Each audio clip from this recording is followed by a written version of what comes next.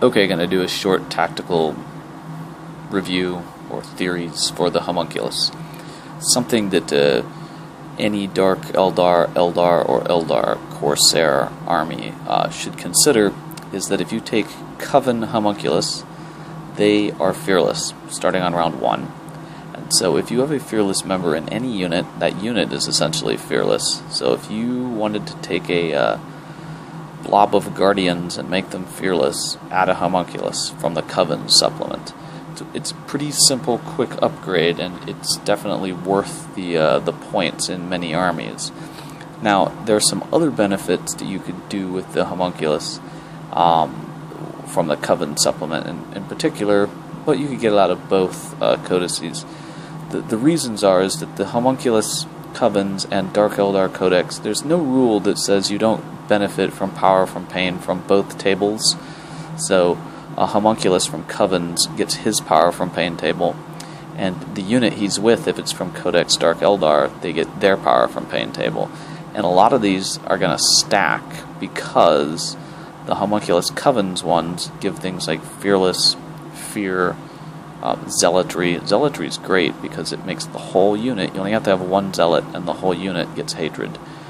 And they would get that on round 4, just basic, but they would get it on round 3 if the Dark Eldar had an Animus Vitae and it worked. So there's some things to consider there. It's really worth considering the fact that the Haemonculus boosts Eldar and Eldar Corsairs, though. It doesn't make sense fluff-wise how having a Haemonculus would turn Guardians fearless, but it would on round 1.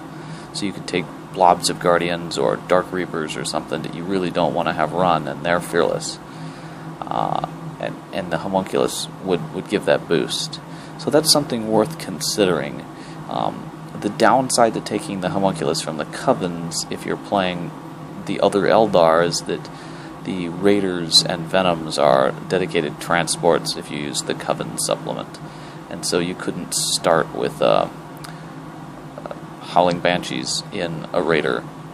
Not that I'm sure many people would, but that would be one use for them. It is a great benefit even to the Grotesque squads to have a Haemonculus with them in the Coven supplement, because as the game progresses, those Grotesques are going to get Zealotry, which is a pretty big boost. The final thing to consider is what war gear, not really war gear, but special relics you could take.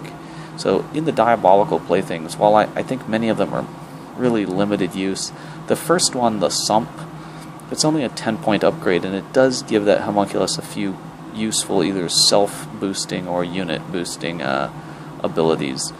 Things like being poisoned to 4+ allows the Haemonculus, even if he's with the Dark Artisan formation, to damage almost anything with toughness.